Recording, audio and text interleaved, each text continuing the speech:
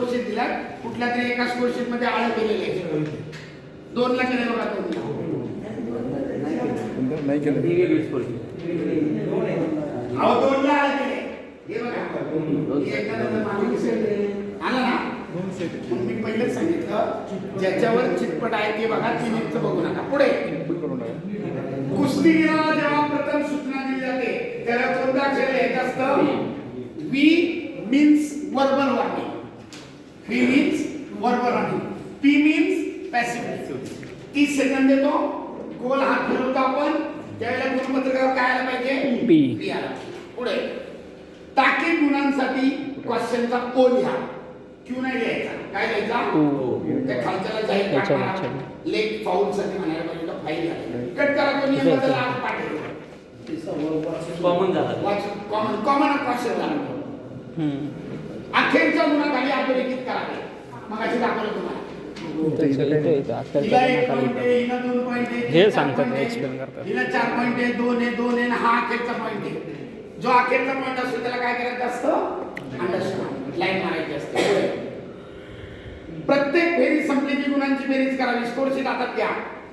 मी केली बघा बेरीज. 4 आणि 2 6. इकडच्या बाजूला 2 आहेत, 2 2 लिहिले आहे ना. अशा प्रत्येक बेरीज संपली की गुणांची बेरीज करावी. वर्गीकरण गुण लिहून रकान्यात मार्किंग करायचं. वर्गीकरण गुण लिहिले 5 0 चिटपटीचे. दुसऱ्याकडे लिहिले 3 1 टेक्निकल पॉलिसी. आणि खाली रकान्यात मार्किंग केली आहे. क्लासिफिकेशन रकाना आहे ना खाली, त्याचं मार्किंग केली आहे. कसा जिंकला?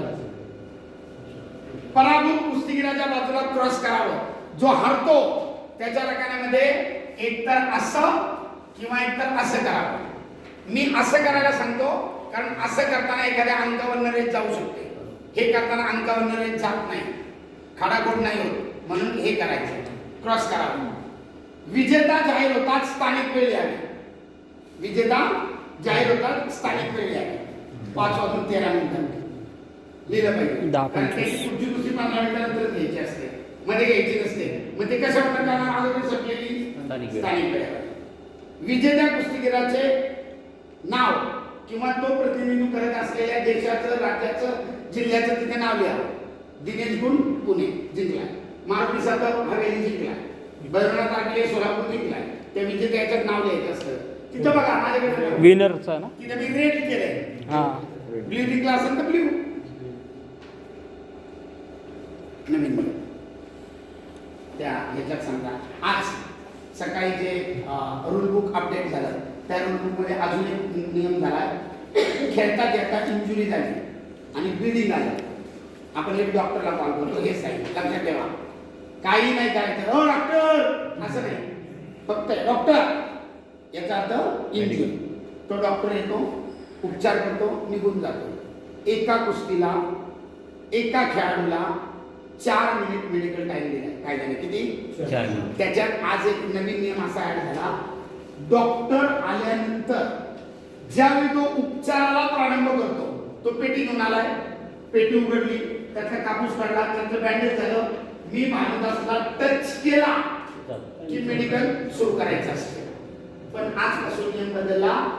डॉक्टरनं ज्या क्षणी मॅटवर पुटअप केलं, एंट्री केली, लगेच मेडिकल टाइम स्टार्ट. बघा किती UWW सुद्धा चाणक्यपणे निर्णय घेतात.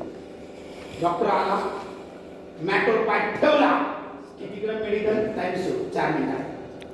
पूर्वी असं होतं, ते तिघाचं वजन पळत द्यायचे, पिटी घेऊन ते खोलायचे, काढायचे आणि रेस्लरला उपचार सुरू झाला की मेडिकल टाइम स्टार्ट व्हायचा. आता तसं नाही. When doctor entered on the mat, त्यांनी मॅटवर प्रवेश केला स्टार्ट. ठीक आहे, बदललेला नाही. याच्यासोबत सांगून टाकला. आता गुणपत्रकामध्ये एक गोष्ट लक्षात ठेवायची. वरच्या कोपऱ्यामध्ये 3 नावं लिहिली. उजव्या कोपऱ्यात रेफरी जज मॅट, आकडा.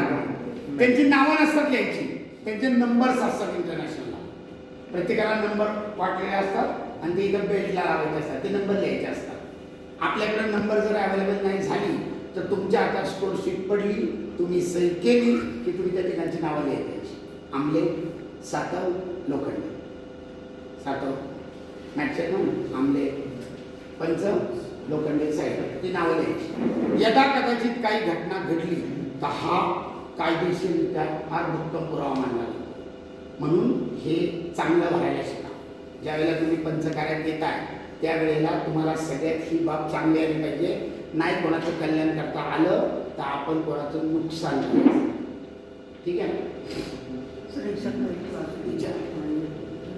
ज्या जिल्ह्यात भाऊचा क्वेश्चन कॉमन क्वेश्चन झाला तर मग तो नियम Three out. पाळला नाही का? कॉमन क्वेश्चन झाला म्हणजे 3 आउट. Finish. दोन लोक भाऊ गेला फिनिश 3 झालं 5. वरच्या बोलण्याचा अर्थच तो आहे. तो क्वेश्चन लेट फाऊल मारायचा नाही, नॉर्मल क्वेश्चन मारायचा. नॉर्मल क्वेश्चन म्हणजे 3 नंतर आउट. ठीक आहे ना? बर लाईट अद्याप आली नाही तोपर्यंत आता तुम्हाला काही शंका विचारायची. तुमच्या मनामध्ये काही वळवळ करत असतं, कुणी तुम्हाला क्लिअरिफाय केलेलं नसतं, स्पष्टपणे पटवून दिलेलं नसतं. मी सगळ्या गोष्टीला माहिती आहे. सगळ्यांना ते परत क्लिअर क्लासिफिकेशन पॉईंट्स कसे काढायचे सर? मगाशी जे तुम्ही गणित मांडलं होतं तर ते नाही कळालं मला. ही स्कोरची डाटा घ्या, याच्यावर सगळं लिहिलेलं असतं आणि तरी लोकांना तिथं करता येत नाही. सगळं लिहिलेलं आहे खाली. ते म्हणजे इथून बघा. लिहिलेलं लिहायचं हे खाली त्याचं पूर्ण सरांची डिटेल शंका आहे. दिली का? 3-1 काय म्हणजे हे पॉईंटवर विन झालं. हे classification point म्हणजे हा ते 3-1 आहे ना, ते इथं 3-1 लिहिलं आहे असं. बघा हा रेड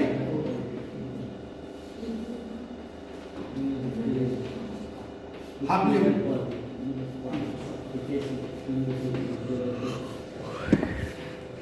ह्यानं गोष्टी चिटपटीनं जिंकली. बरोबर. वर्गीकरण गुण 5-0. 0 जिंकणाऱ्याला 5, पराभूताला 0.